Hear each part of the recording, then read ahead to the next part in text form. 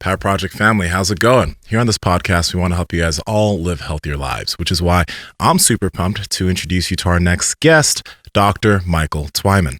Now, Dr. Twyman is a board-certified cardiologist, and his focus is on prevention and early detection of heart disease. His passion is heart attack prevention, and he uses conventional, integrative, functional, and quantum medicine, as well as biohacking, in order to get to the root of cardiovascular issues. We learned a ton about taking care of our heart health from Dr. Twyman, and we're pumped to share this info with you all. Enjoy. Power Project family, this episode is brought to you by Piedmontese beef. Now, we've been eating Piedmontese beef for a very long time now, but the amazing thing about their steaks, and we like to call it diet steaks, is that number one, they have a lot of cuts that are very high fat, but they have a lot of cuts that are low fat. So if you're dieting and you're not eating a lot of fat, you can still enjoy some wonderful tasting steak. Andrew, can you tell them how to get it? Yes, absolutely. You guys got to head over to Piedmontese.com. That's Piedmontese.com. At checkout, enter promo code Power Project for 25% off your entire order. And if your order is $150 or more, you get free 2-day shipping. Links to them down in the description, as well as the podcast show notes. Head over there right now. What were you saying about something about China? What they doing? Yeah, so the dude from Social Dilemma, Ryan Soper, sent me this clip. And the dude from Social Dilemma was just recently on Rogan, and he was talking about how China has implemented for their youth. They've implemented if kids use TikTok, right? Instead of them seeing girls dancing and like booty shaking and just a bunch of just random wild stuff that's gonna make you stay on the app, they show kids 14 and under like science projects and things that like make you learn about history, stuff like that. It forces that down the kids' throats. And then also, instead of having I need that, right? Like, I think we all need that. And instead of having the endless swipe, you can swipe, but after like 2 or 3 videos, it'll pause for 5 seconds and say, would you like to take a break? And then you'd have to wait, and then it'll swipe more. And then there's also a curfew. So after like 10 p.m., it's locked. 10 p.m. to 6 a.m., the social media, TikTok or whatever else other apps for those youth. Nothing good happens after that time. Wow. Yeah. I'm surprised because, that's just awesome then. Because normally it's like, no, just, keep them on as long as possible. I know it's not the current app that's doing that, but still, I don't know. I think that's cool. Yeah, that whole episode was good because it went into a lot of things in terms of like how like Russia and China, they're going into our Facebook and then kind of galvanizing different groups and stuff. I got to listen to that full episode, but that was cool. Yeah, where you run into trouble is, I guess whenever something has to be quote unquote policed, then that means that somebody has to actively be doing that kind of all the time. And in addition to that, in this case, it's automated, so not a huge problem. It's just, anybody that has the app, that's a kid. It's just, but then there's all kinds of other weird things that pop up, like what about when the kid's 16 or 15, like when they get a certain age? Who determines what age gets censored, what age doesn't get censored? And then where are these kids being steered towards is also another thing to examine. Are they being legitimately steered towards healthy things? I would say there's no chance of that. And the reason why I'd say there's no chance of that is because everything always boils down to money. Yeah. In almost every single case, unless there's somebody somewhere that's well-meaning that says, let's put our money behind saving our children. But I don't, you know what I mean? I think that the second that somebody has good intent, sometimes that intent stays, but sometimes the money calls and the person will kind of switch, or persons or government. And then kind of in addition to that, sometimes there'll be a counter person or a counter government that says, hey, you know what? We could make a lot of money if we kind of steer the kids towards this. And this is what the kids should believe from a religious standpoint, from a belief system standpoint, from an ethics standpoint. And now it's like, do you want your kid? Everything boils down to one simple thing that just never gets talked about enough. It boils down to parenting. It always boils down to parenting. If you can teach your kids that you would rather have them learn shit from you rather than from the internet, that would be a great place to start. So Yeah. if every parent could just at least say that, even though the kid is still going to want to learn from Instagram and TikTok and all these things, at least it was said at some point, at least it was talked about. And at least when your kid is 25 or 30, they'll say, that's what my mom and dad were talking about. And one more thing, there's a 40-minute per day limit. Like you can only be on the app 40 minutes a day. That's it, right? We all need that limit, to be perfectly honest, but that's important, you know? Yeah, I mean, our current apps, I mean, phones can do that for any app, but, you know, even for myself, like I put a pretty strict screen time on my daughter's phone, and then she got a different one, and I was really proud of her because she didn't change any of the settings. But, you know, it's really hard when it's like she's, you know, talking to a cousin or something, and then her screen time just shuts down, and she's like, dude, I was in the middle of like hanging out with somebody, you know, especially during, you know, everything that was going on in the past 20 months now. It was really hard. And so I'm like, you know what? Okay, we'll be a lot more loose. So those apps are there to do that. But as a parent, it is kind of hard to like, you know, like take the fun away, you know, to be the bad guy. But Mark has said many times sometimes that's what you got to do. And you guys heard me talk about this before. I'm sure I'm not the only person, but I've talked about how there's going to be a counter to all the social media and how there will be a call out for people to fast away from it, for people to figure out ways of getting away from it. But there's also, it's kind of almost, I think, suicidal from it's almost suicidal from a standpoint of having things constantly evolve to try to slow it down any form of technology. The technology that's here is already here, and it's just going to keep zipping forward. We already know the dangers of AI. We've already all seen Terminator 2. We know what happens when Skynet gets fully realized, and that shit's happening. It's already happening, and there's, you know, there'll be some good that comes from those things, and there'll be some things that will be, you know, wicked that come from those things. Yeah. Just the way it goes. It is. You know, there was one thing that, this is the last thing I'm going to mention about it. Because you know how we had Huberman come on and he talked about dopamine depletion and how you might not have ADHD. It might be. What I've realized is on TikTok especially, there's something literally called ADHD talk, right? And there are a lot of like Gen Zers and really young individuals that are making TikToks about having ADHD. But I think since so many people are using these apps so much, and they're like, if you use social media a lot and you're used to fucking scrolling and getting what came first, right? I think not just there's so many young cats dopamine depleted rather than having ADHD. It's ADHD has become something like, yeah, it's cool. It's not like it shouldn't be, it should be bad to have ADHD. If you truly have it, I get that's not a problem. But I think a lot of youngins are like, oh yeah, I have ADHD too. What's up? But you don't actually have it. You're just scrolling on fucking TikTok and apps too much. And I'm guilty of using that too much too. That's why I've kind of backed away from it, because I realized my attention being taken. I'm just like, wow, if I go farther down this rabbit hole, I might say I have ADHD also, because I can see my attention being sapped, or my ability to pay attention to single things diminish over time. My son's he's always been a very well-behaved kid, like from the time he was a baby, basically. The only times where he would ever not be well-behaved, I mean, sometimes randomly a kid will do weird shit, but for the most part, he's a really good kid. The only times where he would act up is like when he got done playing like Minecraft or like a video game type thing. And I don't think video games are bad. I love video games. I think they're great. But he couldn't decipher between like making his own world and having his own rules to now having like rules in the household, and having like, you know, you don't get to just like build your own world and run it yourself and destruct it and do whatever or construct it or do whatever you want with it. There's some rules. And so he didn't have like ADHD or anything like that, or he didn't have anything in particular.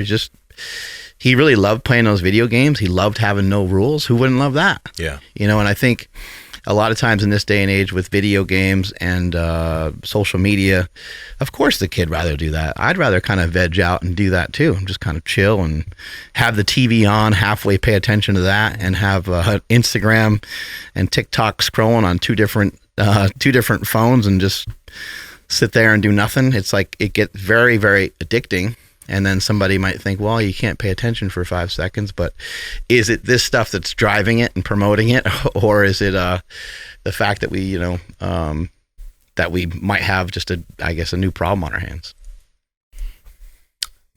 Ooh. Oh, Hey now, That's you guys. I like the 40-minute rule though. I think that's pretty dope. Mm-hmm. yeah, it is. I think he's got them blue lockers on. I think so. Oh, yeah. How's it going, doctor? Going well. How are you guys today? Doing fantastic. Did you get a chance to listen to Peter Attia on Joe Rogan yet? I did. I listened to it yesterday. Yeah, that was pretty fascinating stuff. Let's just dive right in. I'd love to hear some information that you have. I heard Peter Attia talking about how some people are just a little bit more susceptible to heart disease because of a certain type of gene. And then also it'd be great to kind of know, just because you have that certain type of gene, can you still, get your way out of that? Or is it sort of a death sentence to have these negative genes? Sure. So, thank you for the opportunity to chat with your audience. So, I'm Dr. Michael Twyman. I'm a board-certified cardiologist, and my passion is helping people prevent their, basically the risk factors from causing the heart attacks or strokes. And so you'd mentioned, genetics are important, but your environment is even more important at turning those genes on or off. But the gene that everybody needs to be checked for is, do they carry something called lipoprotein little a or LP little a? It's a genetically determined cholesterol particle. So cholesterol is neither good nor bad, but if cholesterol is building up in the walls of the artery, that's not so good. LP-LA tends to do that more frequently than just the regular LDL particles.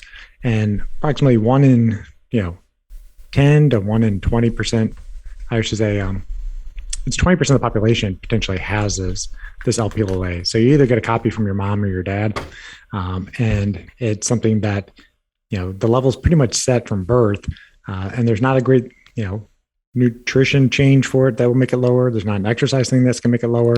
Wow. There are some supplements that have a slight effect, but there's drugs in development that they're looking at that will lower it like 90%. Those drugs are fairly safe so far, but they're still trying to prove that they actually reduce heart attacks and strokes. So first off, you need to get that lab test. It's done at any kind of major commercial lab, costs maybe $20. And if you have it, great. You're at higher risk. So fix all your other risk factors. If you don't have it, you never need to check it again. Yeah, we're fortunate enough on this podcast to be sponsored by a company called Merrick Health. And you've taken a look at my blood before and seen different things with like cholesterol and all these different things. And you've been assisting me with staying healthy. More recently, we've seen a lot of bodybuilders. I don't know if you're aware, but there's been like a handful of bodybuilders in the last 2 years that have unfortunately died. Most of them, it appears to be from heart attacks. What are some things, aside the bodybuilders aside for a moment, what are some things that just generally tend to cause heart disease? You mentioned cholesterol not necessarily being good nor bad, but it's my understanding that sometimes some of these things can become inflammatory to a certain extent. Then they could potentially calcify, and then that's when you maybe start to run into problems. So maybe in a more doctory way, you can sum it up for us. Sure. So it generally starts with something called endothelial dysfunction. So the endothelium is the inner lining of your arteries. Your endothelium is 1 cell thick, and it's a protective coating for the walls of the artery. Your endothelium makes something called nitric oxide. Nitric oxide is a gas that dilates the arteries, but also acts kind of like a nonstick surface so that things that are floating through the blood don't stick to the arteries to begin with. So all atherosclerosis will start initially with this endothelial dysfunction. So the endothelium gets damaged. There's inflammation that happens. So your immune system's turned on while stuff is sticking to the artery. And then those lipoproteins, which, like I said earlier, cholesterol isn't necessarily bad. Every cell in your body needs cholesterol. You make your hormones with it. You make your bile acids from it. Your cell membranes are made with cholesterol. So without cholesterol, you're dead. So the lipoproteins that are made in the liver, they're like cargo ships. They fill up full of this cholesterol, triglycerides, vitamins, phospholipids, and they're shipped out to, your muscle cells that need energy. But if they kind of take a detour and they go through this damaged endothelium, well, now they're dumping their payload off in the walls of the artery, and then the plaque can start building up. And unfortunately, in America, every 40 seconds, somebody has a heart attack. There's over 800,000 heart attacks a year in the United States. And even more unfortunately, half the time people have heart attacks, they had no symptoms before they had that heart attack. So this is one of those cases where the disease is silent for many years until it's not. But fortunately, there's a lot of advanced non-invasive tests that can tell you, are you already developing plaque in your arteries? And you've undergone some of those tests. I'm curious about this definitely because, we've had some individuals come on and talk about how like individuals who do take performance enhancing drugs, because their blood is thicker, they should be giving blood. But I was talking to someone the other day and he was mentioning how he thinks just everyone in general should give blood just for their health. Is there anything backing that? Is that something beneficial that even if you're not taking PEDs, should you still give blood every so often? Not necessarily that it would be a blanket statement. It would be individualized to, what is your hemoglobin hematocrit? So, your hemoglobin is what ferries oxygen around the system. And then also kind of what your iron stores are. So if your iron stores, your ferritin levels are very high. I tell people, iron's kind of like Goldilocks. If you don't have iron, you can't make your hemoglobin. You're going to be short of breath. You're going to have exercise intolerance because you can't get oxygen to your muscles. But if you have, like you said, if you're on too high dose of a testosterone and that ramps up your red blood cell production from your bone marrow, then your blood's getting stickier. But with more red blood cells, you have more iron. And then just the chance with iron and oxygen, there's more likely that there's going to be oxidation. There's more rusting that happens to your other cells. So that's the benefit for the people that have high hemoglobins and high ferritins is you pull that iron down, there's less oxidation happening, less inflammation for the walls of the artery. What happens if we eat iron, through through something like red meat? If we get a good amount of, some of my understanding of almost all this stuff always kind of goes back to the overconsumption of calories. But I'm also curious because we're meat eaters. We love to eat meat, and we love to eat Piedmontese beef because it's low in fat, but still super tender. But in our quest to, have muscle mass and to utilize red meat as kind of leverage for our nutrition and the nutrients and stuff, is there maybe a mistake being made there because maybe we're consuming too much iron and maybe that iron doesn't have anywhere to go? Really, that would be for the individuals that have some known as hemochromatosis, where they're just sequestering that extra iron. So you can somewhat tell that on a blood test. If they have high liver function tests, they have these high ferritin levels, irrespective of, what their hemoglobin is, then you have to kind of go down a pathway where that person has to be on a lower iron type diet or be on kind of like these iron binders. But the average person, that's not the issue. You're not getting too much iron from your diet per se. You did mention two factors as far as telling if someone's going to have like heart disease or a heart attack. You mentioned Lp(a), and then you also mentioned environment. When you said environment, were you talking about their nutrition and stress, et cetera? Like what exactly did you mean by environment? I don't know if I missed that. Sure. So, your environment is, the key to the game. So, you're born with the set of genes that your mom and dad gave you, and then your environment turns those genes on or off. So your epigenetics. So your mitochondria, the organelles in your cells, they make energy for you. They do more things than that, but most of your mitochondria are in your brain, your heart, your immune system, and your muscles. So if your mitochondria are making energy for you, you're healthy. If you don't have energy in your mitochondria, you're sick. And so it's mostly things that you do in your environment that determine how much energy those mitochondria make. Is there any major offenders to heart disease when it comes to like particular macronutrients? Like, do you think that fat is worse or carbs are worse, or is it potentially, constantly elevated insulin levels? Or again, does it just go back to the equation of just do your best to try to get through every single day without overeating? I think it actually even goes even up higher. And that is that, it's your circadian biology. It's the light environments that you choose to live under. We evolved to be outside, under full spectrum sunlight. That sunlight programs your immune system. It programs, your insulin and glucose response. And if you actually look at it, as long as the food wasn't made in a lab, all food came through the photosynthesis web. So you're either eating a plant that sunlight grew, or you're eating the animal that ate that plant. And then it's job of your mitochondria to reverse that sunlight and to make energy for you.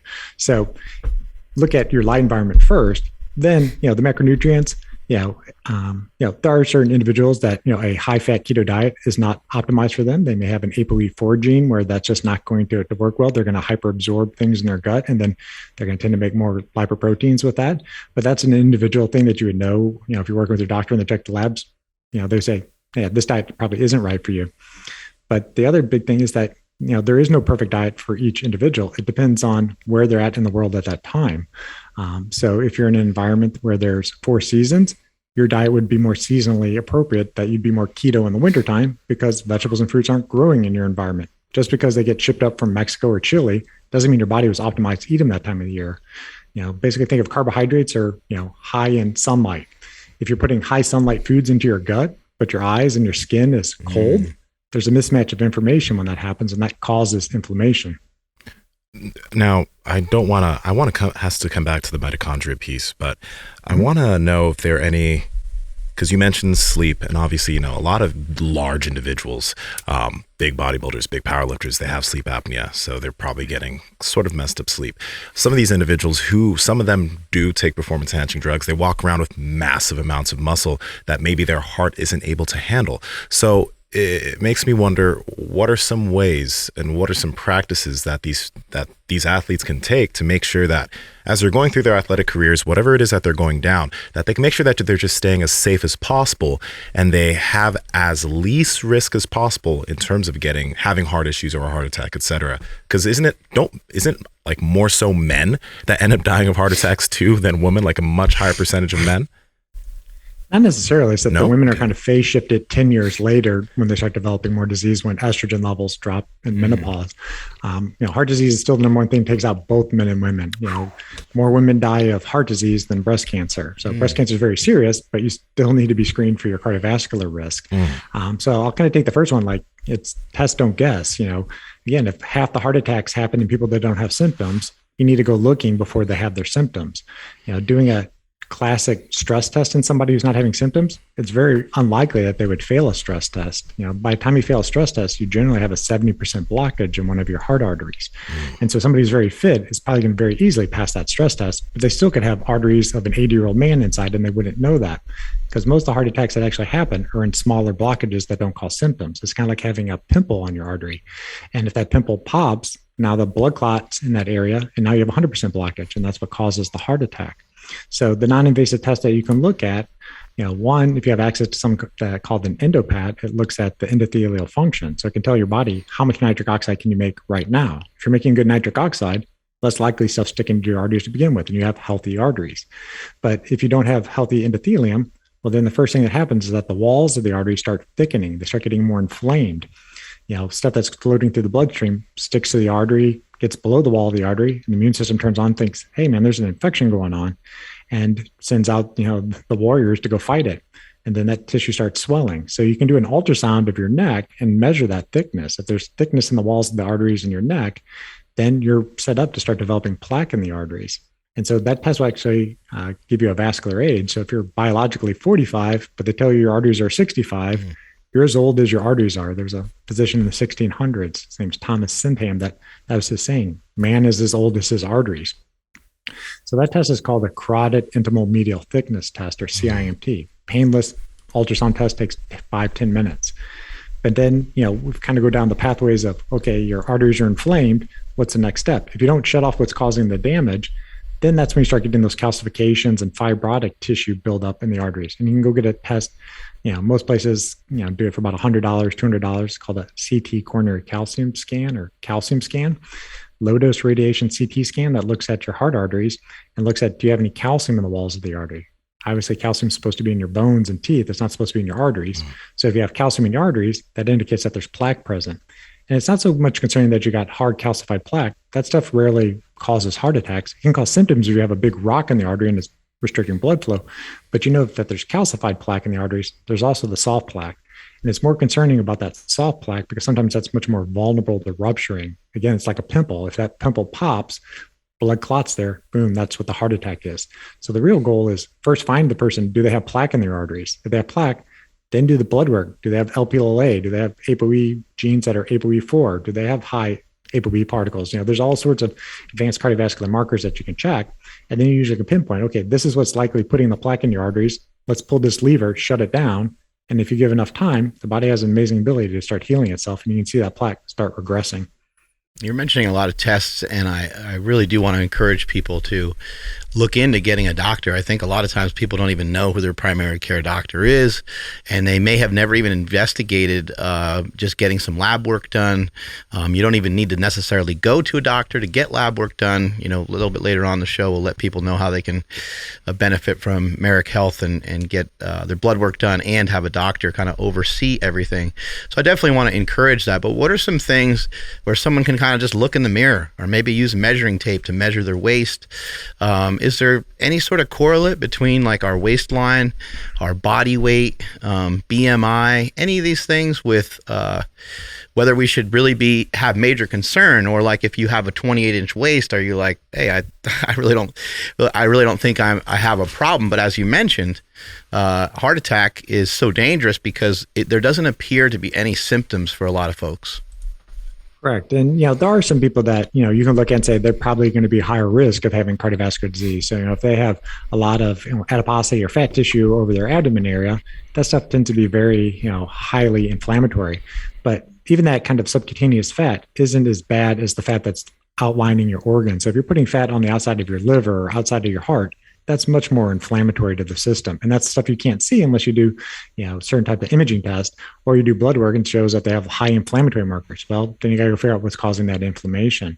One interesting sign that's not specific for it, but if you notice it, is that, if you look at somebody's earlobes and they have a big crease going through it, that's called the Frank sign. It means there's some issue with the collagen production in that region. Collagen's, all throughout your body and your tendons, and kind of what connects everything together. But if you have poor collagen in your earlobes, sometimes that associates with having poor collagen in your cardiovascular system. You don't have it, bro. You start looking at each other's ears. So I was like, are there some other telltale signs that are kind of similar to that, perhaps? Well, they would be a little bit more rare. So some people have some familial hyperlipidemia, so they got excessively high lipid particles. So basically the cholesterol starts kind of depositing into their, in their eyes. So their cornea will be yellow. They'll have, little yellow dots over their tendons. That's extremely rare. I've only seen a few cases of that. But again, most of the time, just looking at somebody from the outside, you can't truly always know what the cardiovascular system's doing. And, you guys know that, Bob Harper was very fit on the outside. He ends up having an MI in the gym and got resuscitated by a medical student. He ended up getting a stent in his left anterior descending artery, and later found out he had lipoprotein(a). Again, he didn't know that.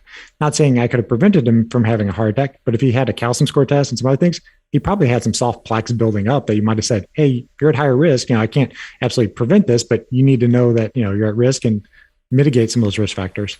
Can these things be reversed with like training? Like, can you go out for like a brisk run or a good walk and have your heart rate be, just a little bit elevated for a bit, and maybe you can somehow increase the strength of your heart? And are any of these things amplifiers to help you live longer, perhaps? Oh, for sure. Exercise is, the best drug that we have. It's the best anti-aging thing that humans have ever figured out. Now, there's always a correct dose of the exercise, and so I know that sometimes the challenge with the pro athletes and such is that they overdo it. And said earlier about sleep, we'll circle back around to that. But the story is that exercise is a stressor to the system. You stress the system, you recover the system. But during exercise, you release a lot of nitric oxide. That nitric oxide is very healthy to the endothelium. Stuff doesn't stick to your arteries. During exercise, you create heat in your body. That heat is a form of energy that the cells can ultimately use in these water networks in the mitochondria. And then exercise, helps with stress reduction. So if you have less stress, less issues with blood pressure. So there's so many beneficial things of exercise. So, you start with the person where they're at. So if there's somebody's a complete couch potato, maybe they're just going to go out there and start walking initially. And then, you work them up to doing some more, vigorous type of cardiovascular exercise. But, you guys are the experts in, strength training such. So you teach them where they're at and, get them stronger. You talked about plaque in like the arteries and veins, and I wanted to know about this as far as sauna therapy or sauna and cold plunge. There's been research to show how individuals that use sauna like 4 to 5 times a week, they have a big decrease in all-cause mortality.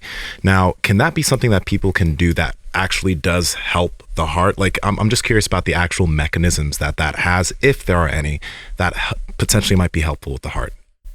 Oh, for sure. And there's a lot of data coming out of Japan with it. For patients who actually have weak hearts, cardiomyopathy, or they have high blood pressure, hypertension, generally that's 3 to 4 sessions a week, and the goals is just that you got rivers of sweat coming off you. So it doesn't matter exactly what temperature it's used at. It doesn't mean necessarily matter if it's a Finnish sauna or it's one of the newer near, mid, and far infrared panels. As long as you're sweating, you're getting the benefit. So the way it actually works is that infrared light is penetrating deep into your cells. It's stimulating the water that surrounds the mitochondria. So you're putting energy in your cells without having to eat that energy. You're sweating. So a lot of toxins are being released from your body when you're sweating. So heavy metals and plastics or anything you've been exposed to. And then it's also stimulating blood flow. So your blood dilates to bring that basically to cool off from that heating mechanism. So when you heat that up, you heat up something called heat shock proteins. The heat shock proteins get activated by the sauna, and that helps keep the other proteins essentially healthy. It helps repair the proteins that are getting misfolded. So sauna 3-4 times a week, especially in the wintertime, is outstanding. It's a great way to kind of keep the body energized until the sunlight comes back in your environment. I like the sounds of that, because that could be something that could be utilized for folks that they don't have any sort of exercise background. Mm-hmm. Yeah, it's basically like exercise without exercising. And I'm also curious too, because some people do a sauna and a cold plunge, but I heard recently, I think it was Rhonda Patrick, she mentioned that some people ended up like getting kind of not a heart attack, but something happened from going from vasodilation to vasoconstriction really quickly. Is there anything that people need to be careful with going from a sauna immediately to a cold plunge back to a sauna? Or is that actually just a really beneficial thing to do? It's something you definitely have to work yourself up to. I mean, that's kind of the Finnish tradition is, they had, the outside saunas, they heat themselves up and then they go outside, lay in the snow, cool themselves down, and they go back in the sauna. So it's, has a long tradition. But if you're not somebody who's, conditioned to do that, that's a pretty big shock on the system going from hot to cold like that. And you could potentially pass out from that quick change. So just kind of ease your way into it. But the cold therapy is, extremely fascinating. Obviously athletes have been using it for a long time to recover after injuries and such. But the way that the cold works is that, it's something that helps the energy flow in your mitochondria. Your mitochondria take your food, and, there's not an input to your mitochondria called a carbohydrate input or a fat input. They just take the carbs, the fats, they break it down to electrons, and then they put the electrons through the mitochondria. When you get your mitochondria cold, the mitochondria proteins, they get closer together. So you're like a semiconductor, superconducting those electrons through. So they flow through faster. So you make energy more efficiently when things are cold. So that's how, cold therapy really works at a mitochondrial level. You're a cardiologist in the dead center of the middle of this country. I believe you're out in like St. Louis, right? That's correct. Yes. I mean, that's like the heartbeat of the country, and there's a lot of tremendously delicious foods out there. What is kind of like your biggest hurdle? Like if you had to have like maybe, I know that you want to take all things into consideration, processed foods and seed oils, and we'd love to see folks, try to go more organic and grass-fed and like all these different things, but that's not like not usually the best place to start. The best place to start a lot of times is like, hey, let's see if we can reduce you drinking, 7 Cokes a day, and let's get it down to 3. And let's see if we can get you to drink more water and stuff like that. What do you think, in your opinion, are 3 things that you have maybe recommended or suggested to some people in the last couple of years that's really been just super helpful, where maybe you encourage someone to use a CPAP machine, or maybe you encourage someone to use a particular cholesterol medication, or what do you think would be kind of in your top 3 things that have been really, really impactful? No, that's a great question. And it's something that I get often is that, nutrition and exercise, they're extremely important. They're bedrocks of, health, but it's not enough. People can eat clean, they can exercise, and they can still have heart attacks. So, what are the parts that they're sometimes missing? So the number one thing is the circadian biology, the 24-hour cycles. How do they live with Mother Nature? What is their exposure to sunlight? The sunlight programs your hormones and neurotransmitters throughout the day. So if you're somebody who's stuck inside in front of a computer 12 hours a day, your body makes different hormones than if you spend that time outside. So seeing every sunrise and helping set your circadian rhythm is absolutely key for longevity and health. Second thing is the rest and recovery. You guys are excellent at, pushing it super hard in the gym, but how good are you actually recovering from that? Something I frequently recommend people monitor some of your heart rate variability. So heart rate variability is definitely in the pathway of the cardiology world. So your heart rate is the beat 70 beats a minute or whatever. But as you breathe in and out, that heartbeat is supposed to expand and contract. Your heart shouldn't be like a metronome. So your heart rate goes up to like 80, drops down to 65 as you're breathing in and out. So that heart rate variability is a good metric of how much stress your body is sensing at that time. It's also a good metric for you pushed it really hard in the gym, you're going to have low heart rate variability. And then does it go back to your normal baseline? Cool, you've recovered. Now go back to the gym and try to get a personal best again. But if you wake up the next day and you got crushed heart rate variability, well, you haven't fully recovered from the exercise, or you didn't sleep well, or you're coming down with an infection. That's not a day to go for personal best. You don't need to stack on more stressors to your system at that point. So rest and recovery is extremely important. And the third thing would be, the ability for the body to heal itself when you get out of its way. So there's so much stuff that we do, that's against Mother Nature. We use our technology at the wrong times of day. We spend time inside. We eat foods that isn't, made by Mother Nature, this packaged stuff. So the story of packaged foods is really just that it's a mismatch of information coming to your system. Your body's always just trying to figure out what time of day it is and what it's supposed to be doing. And man tries to create this stuff that kind of jams the way Mother Nature is supposed to do it. We've been talking so much about mitochondria. I see you're wearing blue blockers there. I'm curious because I have a red light therapy device at home that I use almost on your butthole. You know what? All right. If we're being real, I mean, I stand in front of my red light device naked, but I tuck my thing, I get my balls in front of it, and then I turn around and I get my back in front of it. But it has been reported to help with mitochondrial efficiency. And I want to know your take on that, if you think that's beneficial, and maybe other things that individuals can do for their mitochondria specifically. Obviously, circadian rhythm, all that is helpful too. Sure. So, I mean, the photobiomodulation panels, the red light panels, they're very useful at lowering inflammation. I usually tell people it's kind of like an artificial sun. It's putting beneficial wavelengths of light directly into the mitochondria. And so if you put energy into your mitochondria, that energy can be used for work. And so if you can put energy in without having to eat, well, then you don't have to create that kind of reactive oxygen species when you eat. When you eat food, it's basically combustion. You got to use oxygen, and there's going to be some waste products.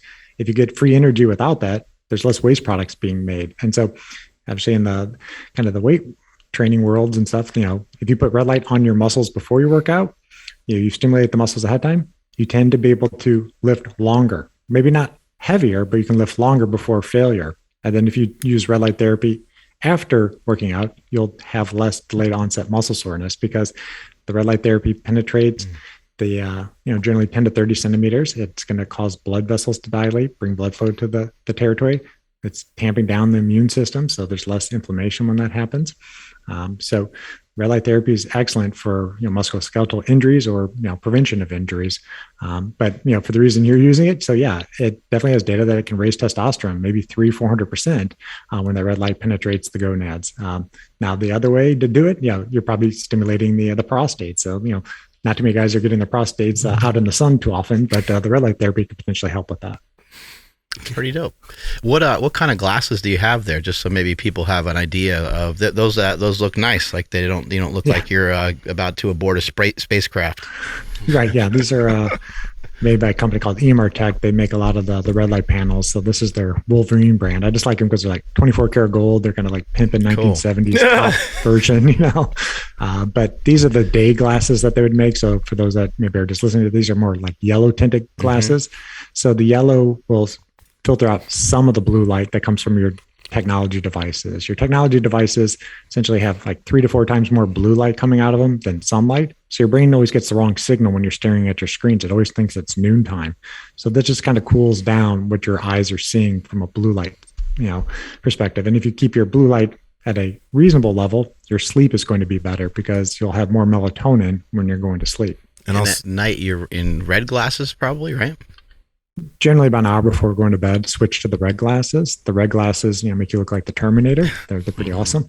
I have the same company that makes these. They make the red ones, but I started with the wraparound, Terminator style ones, and those ones block 100% of the blue light and most of the green light. So basically, it tells your brain it's midnight. So even if you're not ready to go to sleep, your brain's at least going to signal oh, okay, we need to shut down for the night.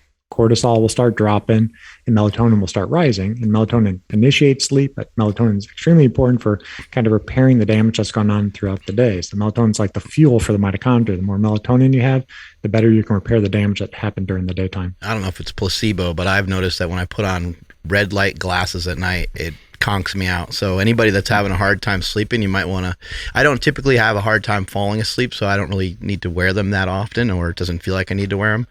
But for some people that have a hard time with falling asleep, they might want to look into it. Yeah. And also, you don't really wear those outside, right? Like when you go outside, you don't use your red or blue light. Yeah, I just want to get punched in the face. I'm not Bono or something like that. But it's you want Mother Nature's full spectrum light to get into your eyes, because that's what tells your brain what time of day it is and how you're going to make your hormones. So if you're putting on a lot of dark sunglasses, you're now telling your brain it's nighttime through your eyes, but your skin's still thinking it's daytime. So you don't want that mismatch. Let's go back to the mitochondria stuff just for a moment.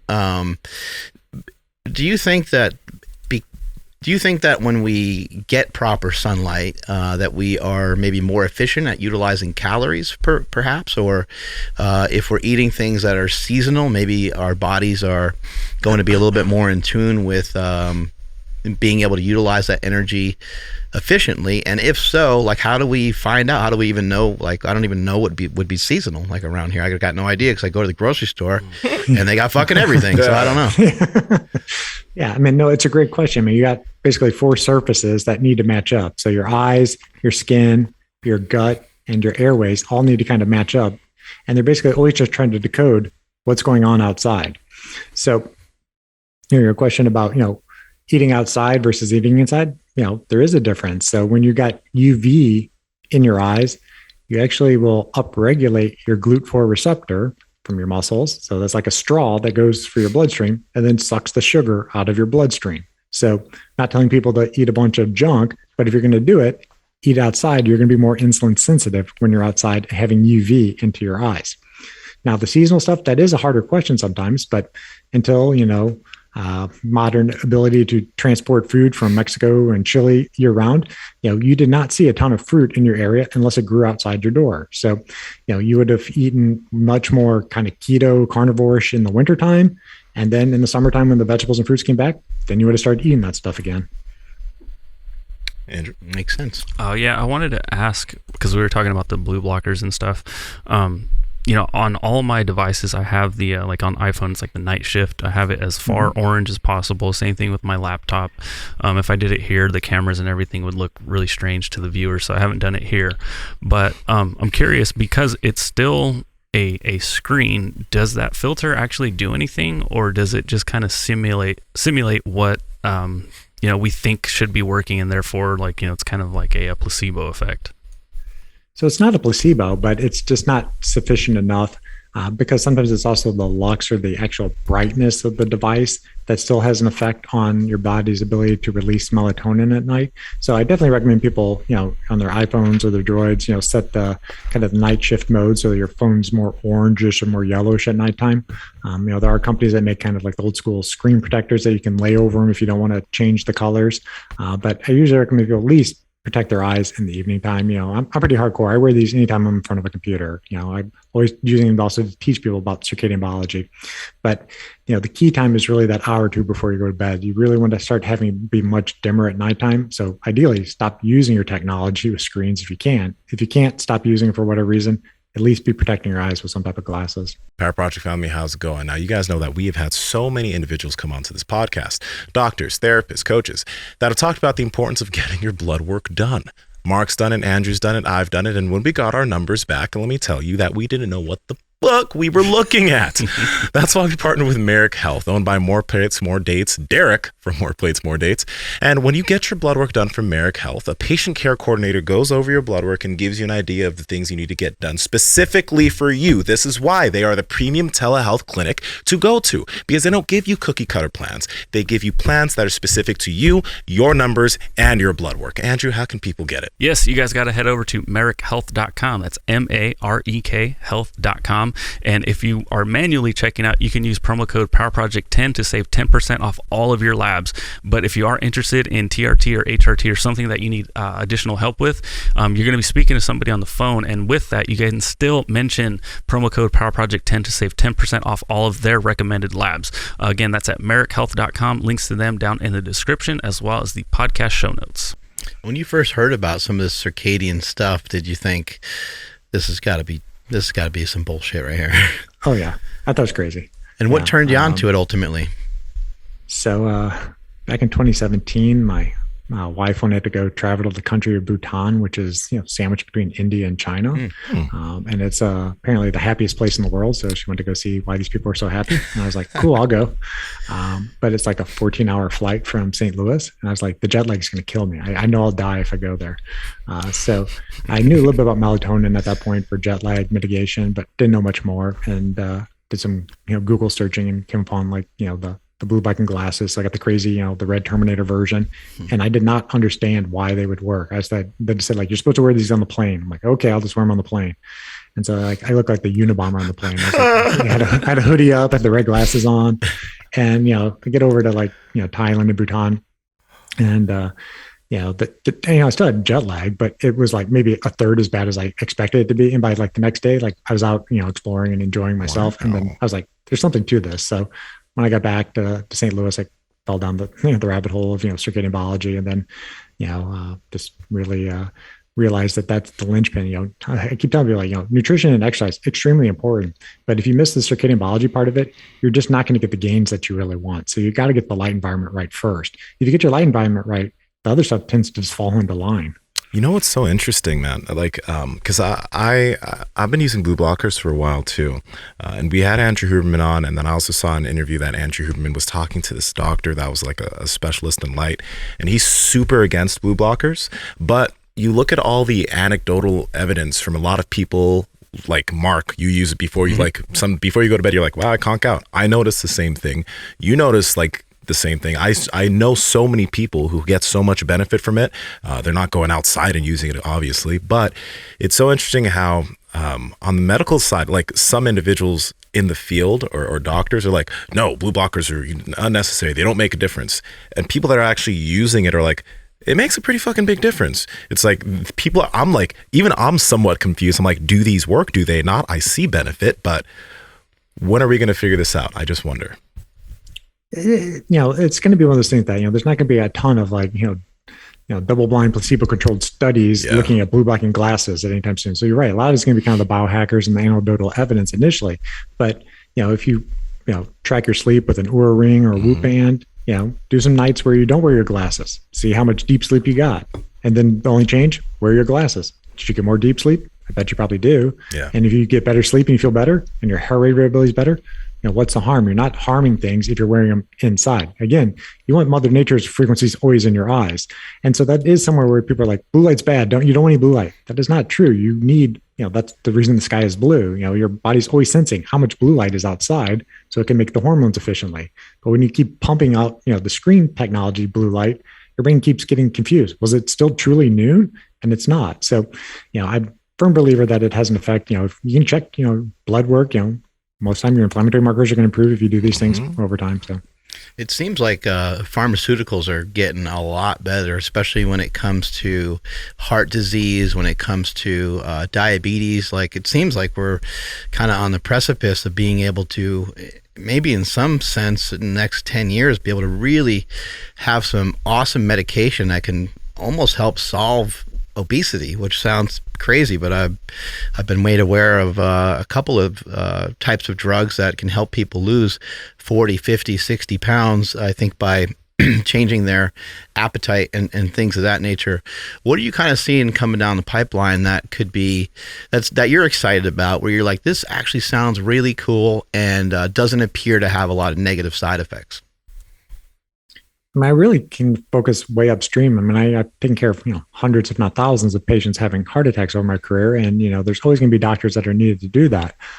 But how do you start earlier? And so I always look at the endothelial function. So whatever you can do to protect the endothelial function, if you protect the blood flow to your heart, you don't have heart attacks. You protect your brain. You don't have, strokes. You protect it to your, immune system. You don't get serious infections. Your, blood flow is everything. It provides the oxygen, the nutrients to things. So focus upstream to that endothelial function. So there are different supplements that can support nitric oxide production. There's different supplements that are helping regrow some called the glycocalyx. The glycocalyx sits on top of the endothelium. The glycocalyx is this gel coat. You think, if you look down in the water of a river and you see kind of these like little hair-like projections floating, that's kind of what the glycocalyx is. It's sitting there sensing what's floating through your bloodstream. And certain things can then kind of dock there and other things are supposed to go past it. But infections, high insulin, and inflammation basically gives a haircut to that glycocalyx. And when that glycocalyx, that gel coat isn't there, the endothelium then is kind of laid bare to what's floating through the bloodstream, and it's getting pounded with different things and stops releasing nitric oxide because it's got to do other things. So if you can go upstream and fix the nitric oxide production, then you fix all the downstream side effects. We talked a lot about, and we've had a lot of people who've come on the podcast to talk about breathing. We had Patrick McEwen, Andrew Huberman actually talked about it a bit. I forgot the author of that book called Breathe. Shit, I forgot his name too. It'll come to me. It'll come to us. But we talked a lot about nasal breathing versus mouth breathing. I'm curious, since you've worked with so many people as a cardiologist. James Nestor. Y'all got to check that one out. But even I've noticed when I use my mouth tape before I go to bed, because sometimes I do snore without mouth tape, but my sleep quality is always better. I have lower respiratory rate when I sleep, and I always wake up a little bit faster when I'm only breathing through my nose at night. And I also make sure with exercise and through my day, I'm always nasal breathing nowadays. What have you noticed in terms of people's breathing patterns, in terms of like in correlation to their heart health? Do you notice any strong correlations between mouth breathers, worse heart health, et cetera, or no? I don't know if I've actually had enough patients really look deep into that if they're doing it for themselves. I played around with it a little bit, and I've noticed my sleep is maybe a little bit better. But the way that the nasal breathing is supposed to work, if you do it correctly and you do kind of like the humming sensation, that then you're stimulating the sinuses to potentially release more nitric oxide. That nitric oxide, basically can help kill pathogens that are coming through your nose, so you're not going to get sick as much. That can also help with blood pressure support, so dilating blood vessels. So nasal breathing, if you can do it, it's something you should try to do. So they have the different little mouth tapes. Just give it a try. How did statins end up getting demonized? Statins are supposed to be things that assist people when their lipid profile is out of whack. So statins are tools. I mean, the statins, more people have been on statins than almost any other medication. But I always say that, fit the tool to the job. So if somebody's a young person, especially a woman, and somebody's, saying, hey, your cholesterol's quote high. Well, first, are they doing the right cholesterol testing? First, make sure they're checking some like an LDL particle number, or they're checking an ApoB number, and that you truly have high lipoproteins and not just a high total cholesterol. So those people, just lowering cholesterol may not necessarily lower their risk. So I always recommend people first do something where they look at the health of their arteries. So if they have an abnormal CIMT scan, or they have an abnormal calcium score tan, then they're in higher risk. Statins might be appropriate for that person to help reduce that risk of a heart attack or stroke. There's really no debate. If somebody's already had a heart attack, they got stents in their arteries, they've had bypass surgery, they've had a stroke, statins are going to help them reduce the risk of having another event. Where the debate usually comes in is the people who've never had an event, especially younger people, under 45, like, should they be on these medicines? That's a nuanced decision you got to have with your own doctor. If you don't have plaque in your arteries and your cholesterol's quite high, benefit's probably not there so much. But if you're a younger person, you have a lot of plaque, statins are tools that help, one, lower down kind of like the production. So less of these little cargo ships are going to be leaving your liver, but statins lower inflammation, and they also stabilize that plaque. They kind of take that soft baby plaque that's about to rupture and cause a heart attack, and they make it a hard calcified plaque so that it doesn't cause those events. But where it has an issue in the kind of the younger people, especially the very active people, is that it's the untoward side effects of the statins. So, you want those beneficial things for the blood vessels, but two things it does is that it can lower, the CoQ10 cycle in the liver. So if CoQ10 levels are lower, you need CoQ10 to help shuttle energy in the mitochondria. But then also statins can get into the muscle cells.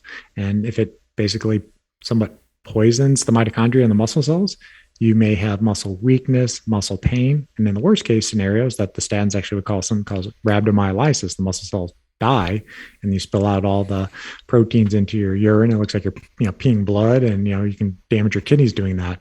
When I was back as a naval officer, I was treating a lot of the Marine recruits at Paris Island. Those kids were out there humping it for 18 hours a day, and they'd go into rhabdomyolysis and look like they're peeing blood, and we had to hydrate them and protect their kidneys and such.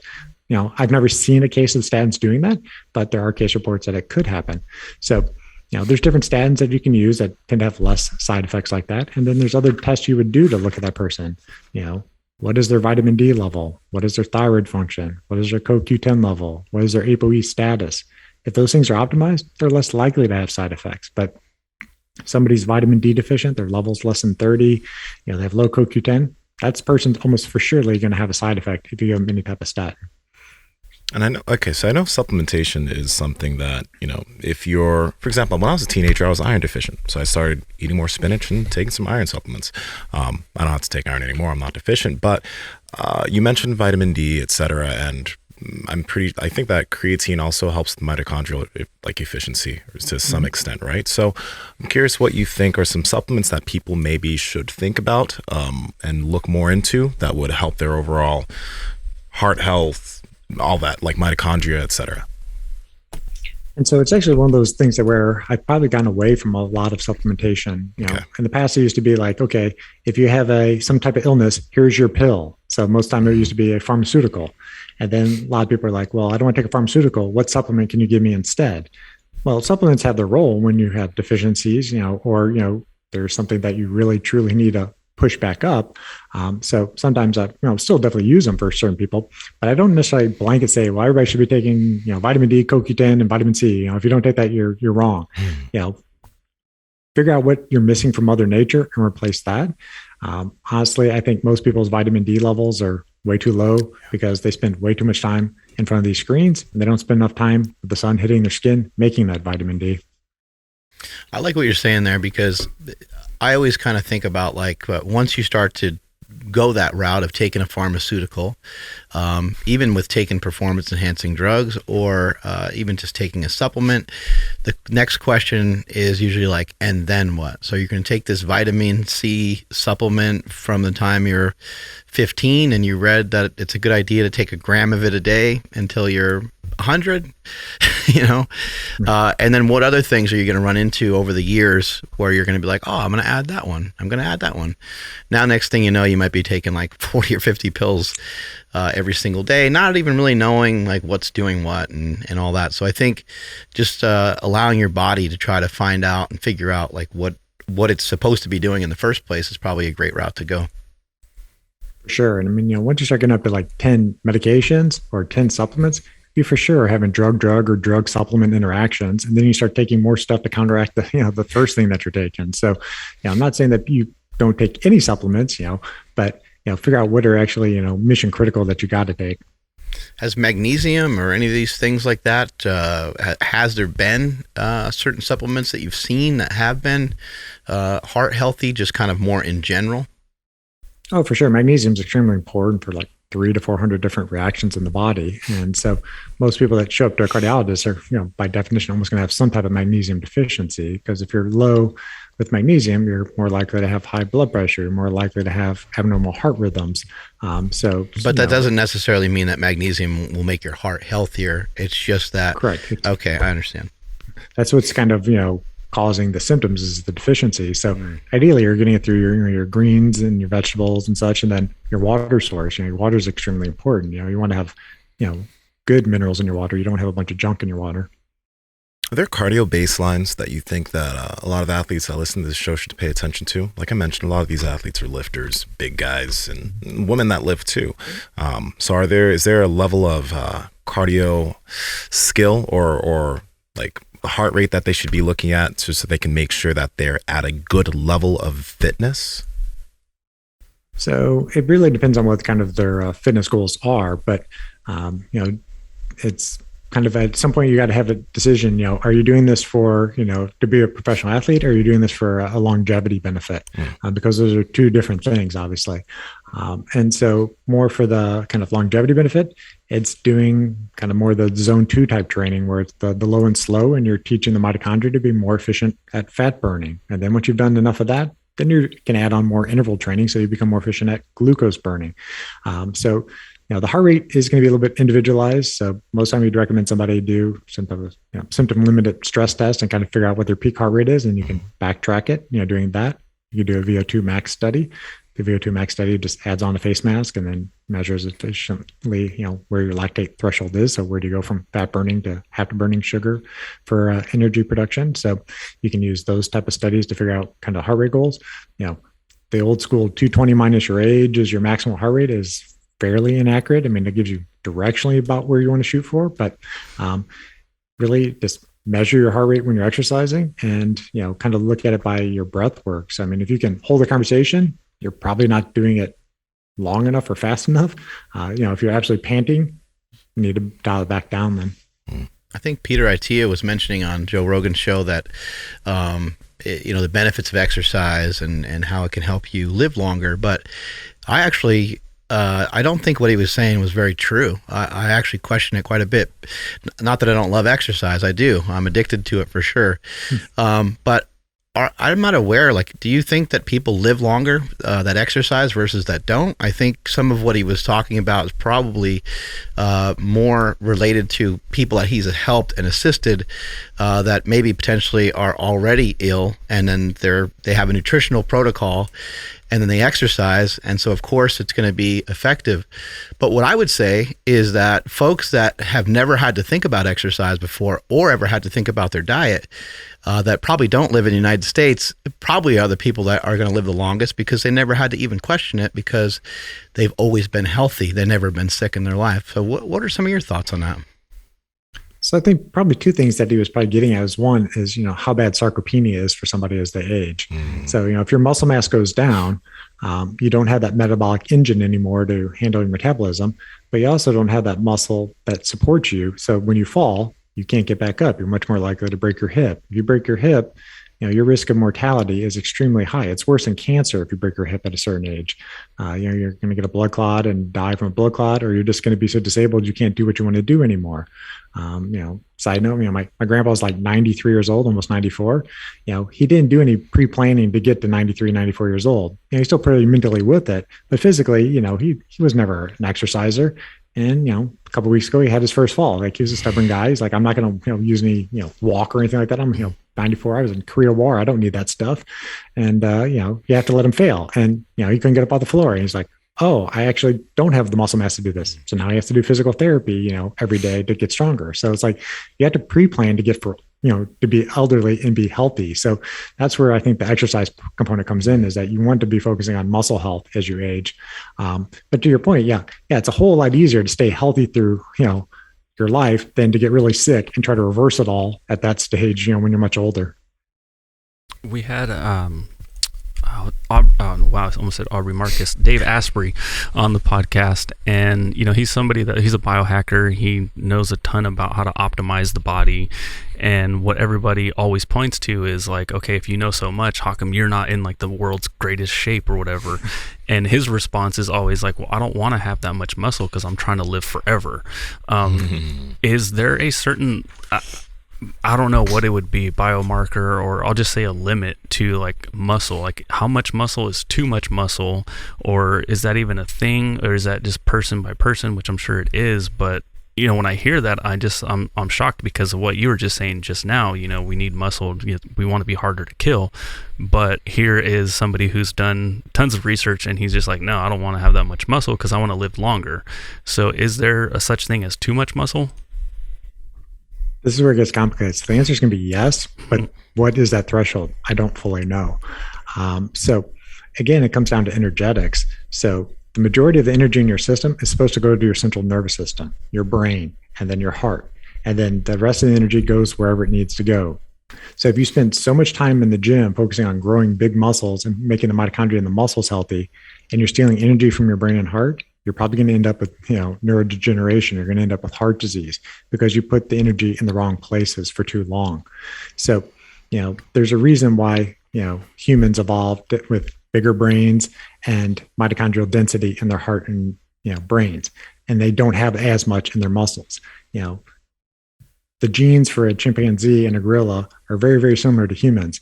And they're a hell of a lot stronger than the average human is because their mitochondrial density is in their muscle mass. A gorilla is just absolutely ripped from birth, and so so you got to optimize for what, evolution decided for you. Humans were supposed to have really big brains that could make tools and get other things done for them.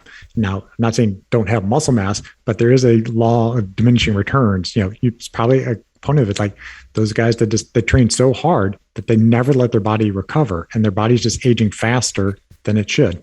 It appears that most people that live really long, like centurions and stuff like that, they're usually really little. They're usually very, very small. And again, who the hell knows if that's a direct correlate? You're not really typically hearing about, former NFL athletes or NBA athletes that are, 127 years old because they trained all, power lifters, bodybuilders. Mm-hmm. I mean, there's a lot of other things that go into those sports sometimes. And again, you could have performance enhancing drugs at play in some cases. I think the main thing is to try to figure out I like the way that you worded it with your dad and being in his 90s. I think that was a kind of a fair statement of saying, how did he get there, and could his life be slightly better if he had a little bit of exercise in his past? Probably so. Right. Yeah. I feel like, this is just a feeling, but I think that if a lot of individuals who do training like yourself, right, or train like powerlifters or bodybuilders, if they pick up a habit that will allow them to enjoy cardiovascular work and just become more efficient, they'd probably be fine. Because when I do jujitsu or whatever, I feel that I'm extremely efficient at moving, I guess, all of this mass around. It doesn't feel like I don't feel labored at all, ever. So if we could just figure out some things that we could do that could allow us to still pursue our whatever, bodybuilding or powerlifting, but still have a high level of cardiovascular efficiency, we'd be in a good place. For sure. I mean, it's a combination. It's, what is your strength? What's your cardiovascular fitness? What's your flexibility? All those things, play a role. And, many people, focus too narrowly on one thing. And sometimes, when you're a pro athlete, you got to do that thing. But if you're playing the longevity game, you got to have a little bit more fair balance on those. Yeah, for as long as I've been training, I've always incorporated some version of cardiovascular training, something that even if it looked pathetic to somebody that already had great endurance, it was still cardiovascular for me because it was like a superset of something. And because at certain times I wasn't very fit, something like dragging a sled or doing some walking lunges with low rest in between would be cardiovascular exercise. Have you seen cardiovascular exercise? I've heard some things about it increasing, I think the left ventricle of your heart. I'm not sure if I got that right or not. Yeah. And that it can be beneficial. And you mentioned that zone 2 training. Do you really feel that is pretty powerful in being able to assist people to avoid something like a heart attack? I think it will be. I think that's the goal is that, if you really focus on mitochondrial health, a lot of these things that we talk about as being diseases go away. If you can make the mitochondria make more energy, things go well. And so the kind of idea of doing, a lot of chronic cardio and not letting your body recover is also as bad as lifting heavy and not recovering. Your body doesn't know the difference. I shouldn't say that. Your body knows that it was stressed in some way and it's going to have an adaptive response. And so, it's the same risk for, people who are marathon runners having heart attacks. And they're like, that guy's so aerobically fit. How could this happen? Well, he's got horrific endothelial dysfunction and, his arteries are inflamed and he ruptured a plaque. It happens. But to your one question, exercise is a drug. And at a certain point, it becomes, maladaptive. So there are more in the runners and the cyclists, I believe, like the left side of the heart will enlarge to accept a larger volume of blood so that you have a higher cardiac output. And that at some point, you will kind of stretch it out a little bit too much, and there's potentially more risk of scar tissue. So, in these really high endurance athletes, they have a higher risk of atrial fibrillation, which the top chamber of the heart, the atria, kind of quivers. And there's more risk of a blood clot happening up in that chamber, and then that blood clot breaks free that causes a stroke. Well, usually atrial fibrillation is associated with people who are elderly, high blood pressure, sleep apnea, but not athletes. But the chronic endurance athlete is more at risk for it because they've stretched that atria out because they needed that stroke volume of blood to provide the oxygen and nutrients to their muscles and their lungs. In the case of some of these bodybuilders that have passed, what would you maybe speculate? Obviously, we don't know their business. We don't know exactly what they've done. None of us have any of their medical information, but just in your own professional opinion, maybe perhaps coming across some folks that have used performance-enhancing drugs in the past, or just your own speculation on things that you've seen. What do you think maybe some of these people are having heart attacks from? I mean, my best guess on many of the things is that it's a combination of poor sleep, just not recovering well enough, and just chronic inflammation. You need inflammation, when you have infection. When you exercise, you cause low levels of inflammation, and you want your body to take care of it. But if you stay at this chronic level of inflammation and the arteries are essentially going to be on fire forever, there's just more risk that this plaque is going to develop over time. And then these guys, even though they look extremely fit on the outside, their arteries are 30 years older than they should be, and they rupture these plaques.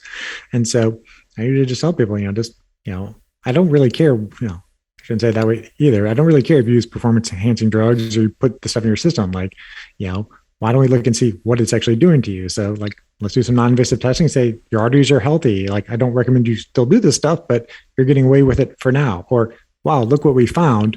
Now you got to make the decision, with your doctor. Do you continue down this pathway of being a pro athlete using these stuff? Or do you kind of dial it back and say, I'm going to play the longevity game now because I'm at much higher risk of a heart attack? So, just work with that person, just give them some scans and say, okay, this is what you're dealing with. Yeah, it sounds like some of these deaths could have been maybe prevented. And so it's great that you put forth some of this information. What are maybe your top 3 tests? You did mention calcium score. You did mention, I think, the artery one. Like, what are all those called, and what are kind of your top 3? So, the number one thing is for somebody over the age of 40 is, go get a CT coronary calcium score test, because that's the easiest one that almost anybody can get in any, big city. Almost every major hospital will offer it. So, it's a 10-minute test. You hold your breath, for about 30 seconds. They do a quick scan and they tell you have calcium in your arteries, yes or no. If you don't have calcium in your arteries, it's not a perfect, world. There's still some slight risk, but, in all comers, it's reported that a 0.4% risk you're going to have a heart attack over the next 5 years. So, score 0, maybe you do some blood work and see, did you inherit Lp(a), all those type of things. But then, if you're, a little bit more, aggressive, then go looking at a carotid scan. That'll look at for soft plaque, that'll look at vascular age, or you're kind of an earlier stage of vascular disease. It's always easier to replace or fix it at earlier stages than waiting for everything to be calcified. There's still, work you can be done to stabilize it, and that person won't necessarily have an event, but try to find it even earlier. And then the third test, do some test that looks at your endothelial function. So, 2 tests that you can consider is something called an endopat. It's like a 15-minute test where they use blood pressure cuffs to measure the flow in your brachial artery, the artery in your arm. Basically a stress test to the artery that says like how much nitric oxide can get pumped out when it's stressed. Ideally, it should at least double in size. And then there's another test called the max pulse. It's like a little finger probe measuring the flow in your fingers. Gives you a good idea of the volume of blood in your arteries. So your artery should kind of act like an accordion, expand and contract quickly. And if they do that, they're probably making nitric oxide. If it's more like a lead pipe, then you have really stiff arteries and you have poor pulse wave velocity on the max pulse test. So those are kind of the 3 major tests I recommend most people get. And then, there's obviously the awesome test that you ended up going to get. That the Clearly test is kind of going to be the gold standard, telling people their plaque volume. So, it looks at soft plaque, it looks at necrotic plaque, it looks at hard plaque, it gives you an exact, percentage of blockage in each artery. It's really going to be the gold standard going forward for predicting risk for people. Awesome. I'm curious as to how you eat and how you exercise. Great question. The eating part, I generally do stay pretty seasonal, so I try to switch it up. So for breakfast, usually in the summer, I usually do some kind of a smoothie in the morning, has some different berries, protein powder, avocado, almond butter, coconut milk. And then in the wintertime, it's more usually like some kind of egg casserole, sausage, or something like that. Try to get seafood, 3-4 times a week, keep the DHA levels high.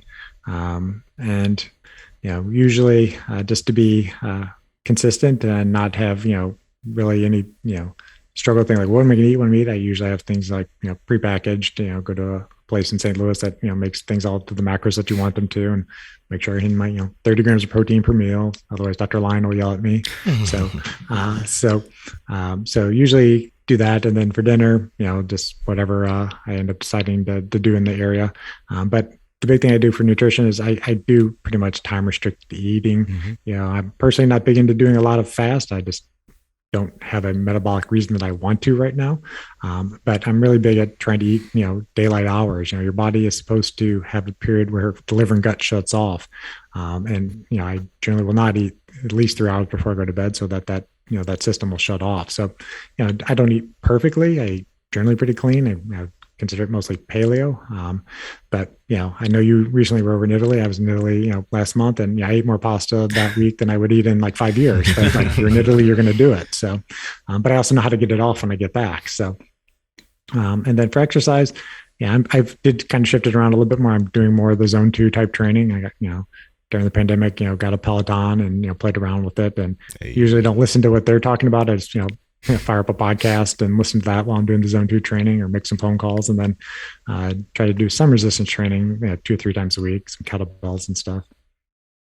Great. Thank you so much for your time today. Really appreciate it. I think the listeners got a lot of great things they can look into and investigate, and hopefully stay healthy and avoid this disease that hits people every 40 seconds in this country. Where can people find you? Where can find out more information about you? Well, thank you again for the opportunity to talk to your audience. And I just want to leave people with a message that, heart disease can be common, but heart attacks don't have to be. There are tests, fairly simply obtained that can tell you you're at high risk. If you're high risk, find an individual like me or a doctor near you who can help you mitigate that risk. But if people want to follow me, I'm, on Instagram and my website. They're both just Dr. Twyman, and that's spelled DrTwyman. Oh, you know what? I don't know if I got like some quote unquote misinformation or not, but I thought I heard some sort of correlation between heart disease and the amount of times you poop in a day. Going to this. And I don't know if you heard anything like that or not, but I don't know. I just, something like that. Somebody sent me a link to something like that the other day. I haven't heard that one yet, but I mean, your gut is essentially a tube to the outside. And if your gut isn't working well, you're more likely to be inflamed. You're more likely to get heart disease. Maybe that's the link. Awesome. Have a great day. All right. Thank Thanks, you, guys. Thank you. Man. I think some of what he was talking about, when we were kind of mentioning those bodybuilders, I think some of that, makes a lot of sense in the fact that hopefully, some people listening that do want to try to take bodybuilding to a high level, hopefully they'll end up hearing some of that message and get some of these tests done. The coronary calcium scan thing that I did, it was a little bit of a pain in the ass. I did have to drive to San Francisco, but I think it was like $120. Yeah. A lot of times your insurance won't cover it.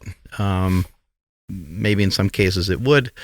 But, that doesn't sound like a crazy amount to pay to gain that information. Like, seems pretty useful. And, some of the other tests he mentioned, they sound like non-invasive. They sound like they can happen pretty quickly. Mm-hmm. And if you're somebody that's just really pushing the envelope in anything, I would suggest, why not just take a look? Yeah, especially if you're in that genre of sport with everything that's been happening, it's better to be safe, especially right now. What if they instituted that as a rule? Like, just, hey, you have to get this work done. You have to get these tests done. I mean, I wonder, and they got like some sort of, sounds crazy. You got some sort of like, I don't know, just making that a standard and saying like,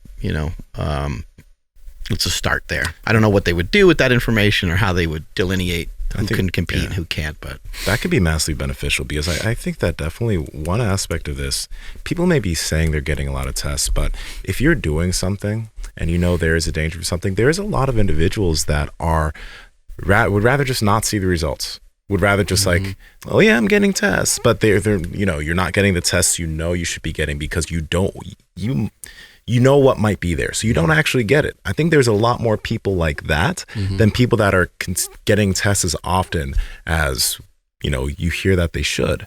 That's why America's so useful. America's so helpful in this type of situation, because like he talked about, those tests you can get, well, you can potentially get those tests with them. Yeah, and remember, like in school or whatever, you're growing up, you had to take a physical to play a certain sport. Yeah. It's like, I don't know, that sounds silly because this is like bodybuilding, right? And like, of course, they're going to be physically fit to perform.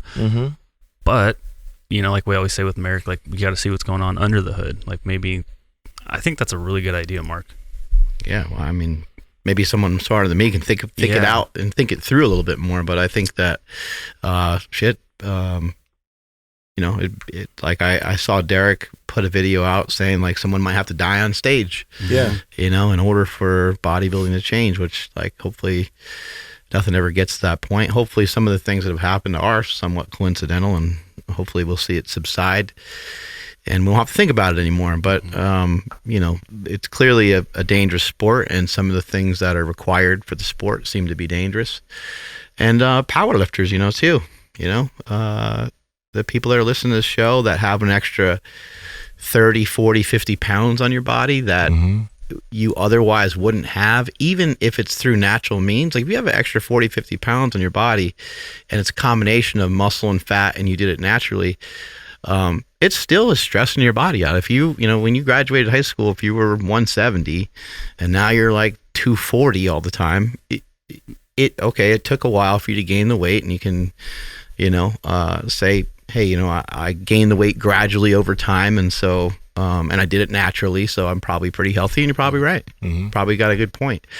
But your heart's probably working harder than it was when you were 15 or 16, and that might be your kind of natural fighting weight, your natural body weight. And so I think everyone should just get it examined. It doesn't hurt to look at it, and if it turns out that there's not much going on with it, then that's good.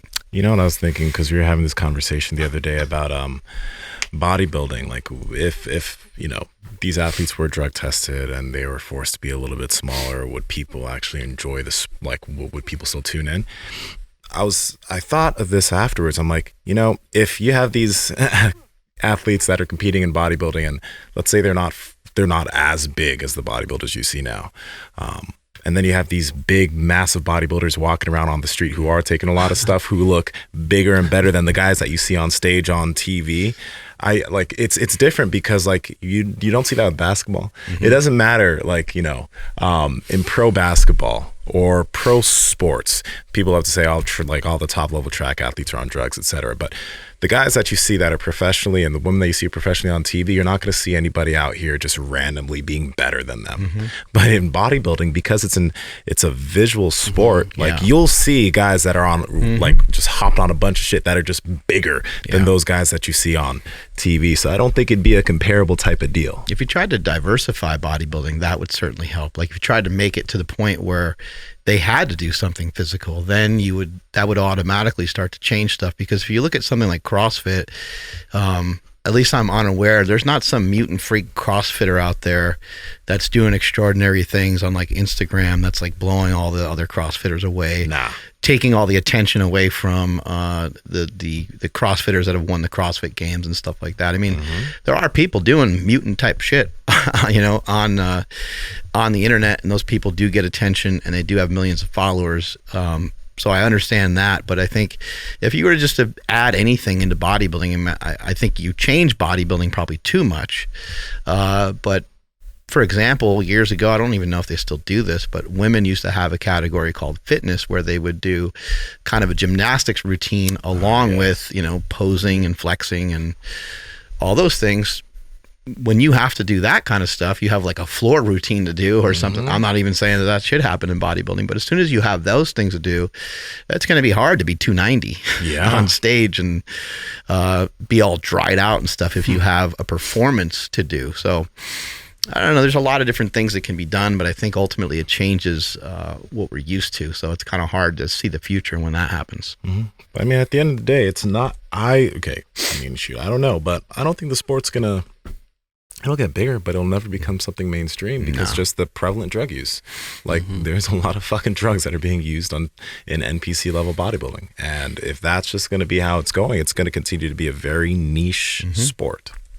It's never been mainstream, and it just never will be. Yeah. I mean, like Arnold pushed it Arnold and Joe Weider combination, that pushed it, I think, as far as it would ever go. I mean, there's probably more people into it now than there was then, just because of sheer numbers.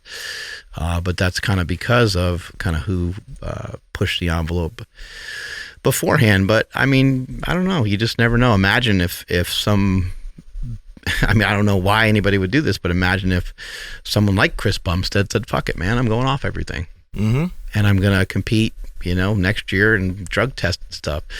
It wouldn't appease people because people would be like, well, he was on for so long and blah, blah, blah. And he's got to be off for 7 years and his blood level has to be this for the next, I don't know why everyone talks the same when it's the annoying voice, but it's always that same voice.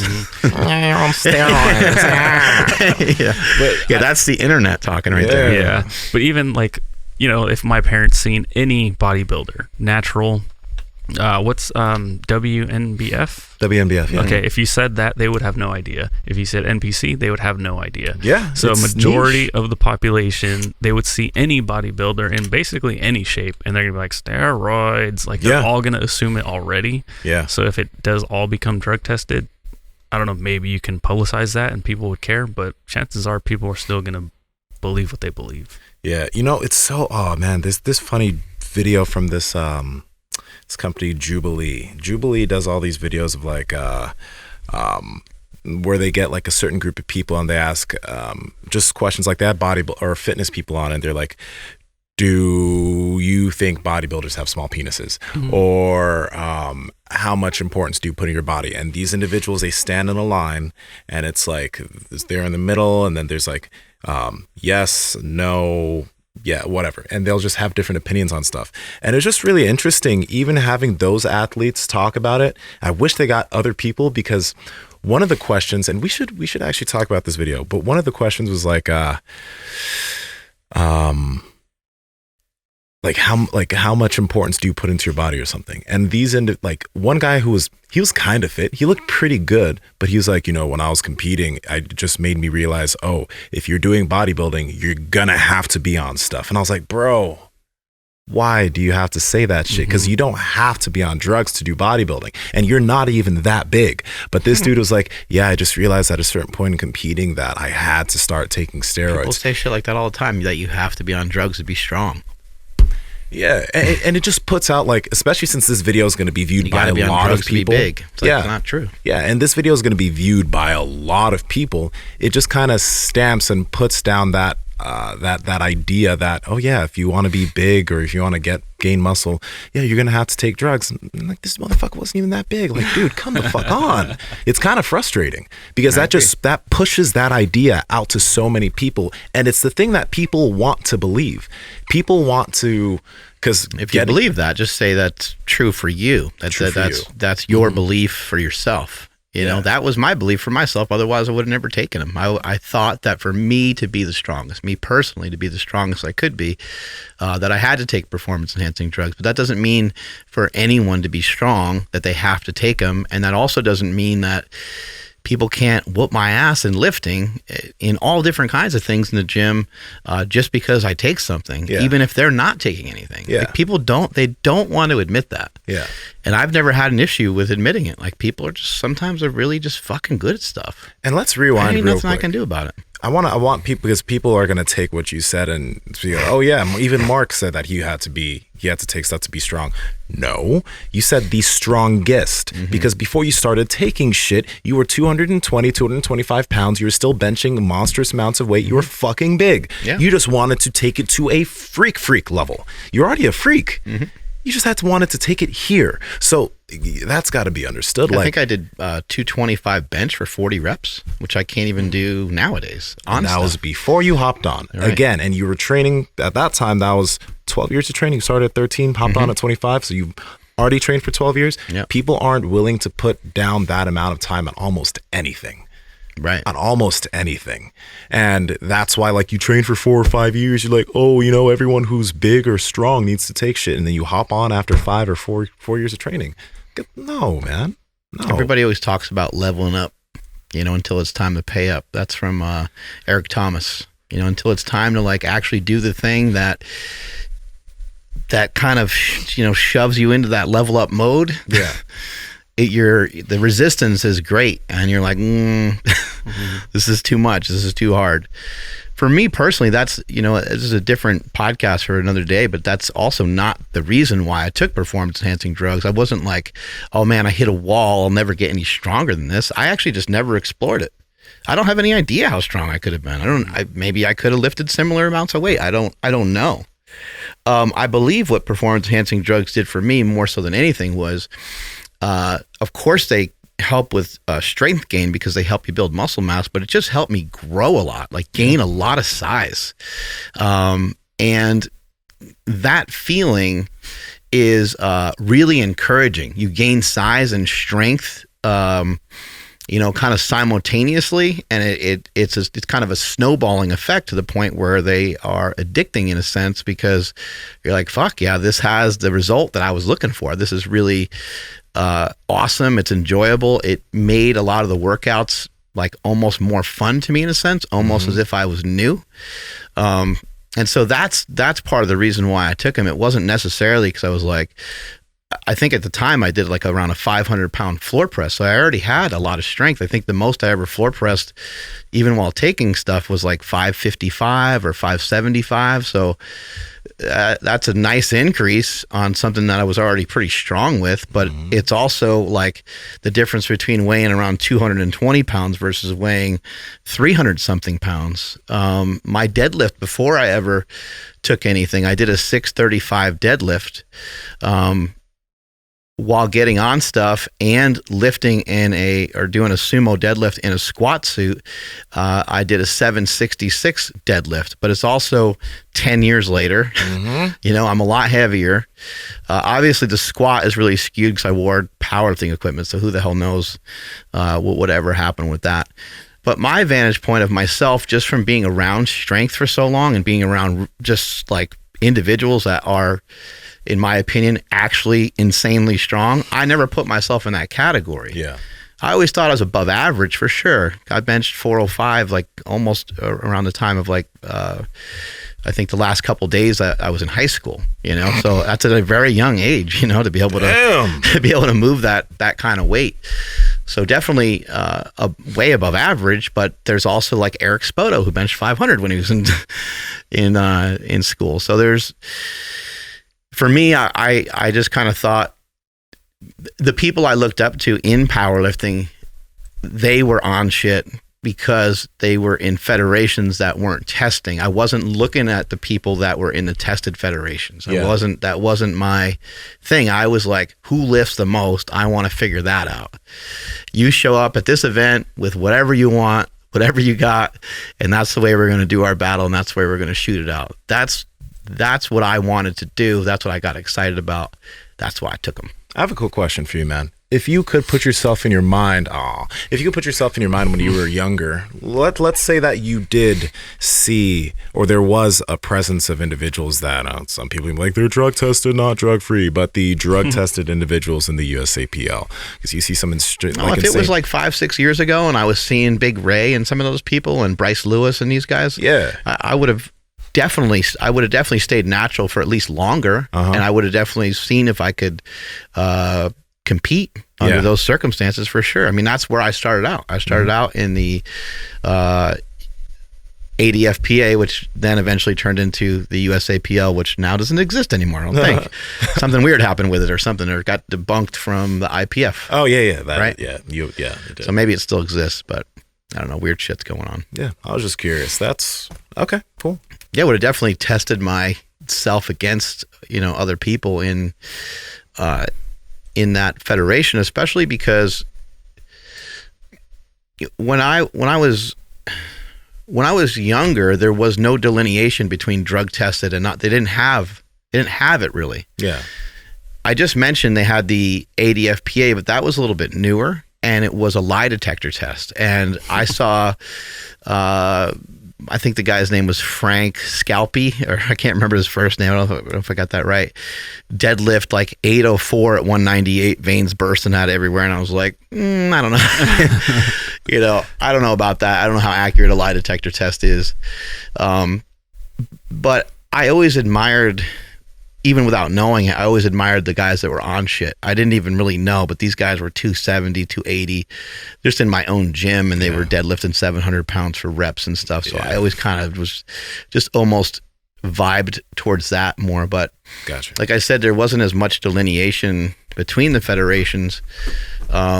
And when I came back to powerlifting when I was older, after I tried, football and professional wrestling and things like that, the most popular form of powerlifting, at least in my eyes, was the WPO. It was Chuck Vogelpool. It was West Side Barbell. That was the cool shit. That was the stuff I wanted to do. And that was the route that I was going to go. I was like, those guys are doing that. That's what it takes. I'm going to head in that direction. So I may have been under the illusion that that's what I needed, but I also don't have any problem in saying that I don't know if I really needed it. Yeah. I didn't really try without it for that long, especially when it came to that level of powerlifting. Yeah. Want to take us on out of here, Andrew? Sure thing. Thank you, everybody, for checking out today's episode. Please follow the podcast at Mark Bell's Power Project on Instagram, at MB Power Project on TikTok and Twitter, and make sure you guys are subscribed right here on YouTube and subscribe on iTunes. And please leave us a review if you guys are digging the episodes. And my Instagram is at I am Andrew Z, at the Andrew Z on TikTok. And Wow. You almost Dinked it right off the light. They're gonna redo it. Sorry, I don't even know if I said mine right. At I am Andrew Z on TikTok, at I am Andrew Z on Instagram and Twitter, at the Andrew Z on TikTok. Jesus, I'll take that from you. Nsima, let's see what you got. It's up and it's pretty windy though. At Nsima Inyang on Instagram and YouTube. At Nsima Inyang on TikTok and Twitter. Mark. I hope all the people that are watching, I hope they're digging this new studio that we're in. Oh, it's about to change too. Y'all ain't even ready for what's about to happen here. This is pretty fresh. Yeah, I ordered some stuff so I can hang some new lights. Yeah, that's someone's alarm was going off, which is also being worked on to help eliminate some of the sound. But yeah, I'm gonna get some backlighting going, and then we got some more decorative items coming in. It's ready. It's gonna be sick. It's gonna be popping. I think there's a couple things that we should have here. We should have like an outward facing like screen so that people that walk by can kind of check shit out. We should have an outward facing camera that just tracks motherfuckers that are walking by so that they're automatically on the show, and every once in a while you can fuck with it and hit the button. yeah. Like, yo, you're on the show, Well, yeah, I'll fuck it. So when we did, Andrew's like, I already got that camera. It's secret. I had sent out an email to everybody, and I was just like, hey, when we're recording, like, because we're very close to some bathrooms now. I'm like, hey, like, bathrooms are kind of off limits. Don't use these ones. Don't use these while we're recording, or else you will become a special guest on the podcast, because these microphones pick up everything that's going on in there. Yeah. So, yeah, maybe if we can get a camera. A bathroom cam. No, not a bathroom camera. Aww. Because that would just be you in there the whole time. Anyway, yeah. So and we need some headphones over there so people can listen. Mm-hmm. So you can just sit there and chill and listen and watch. Have some fans over there or something. I can make that happen. I think I can do that right now. Yeah. We just need more Well, you headphones. don't need to do it right now. We're still. No, I mean, with the equipment that we have, we just need people to provide their own headphones, and I think that would work until we get some. I'm at Mark Smelly Bell. Strength is never weakness. Weakness never strength. Catch you guys later. Bye.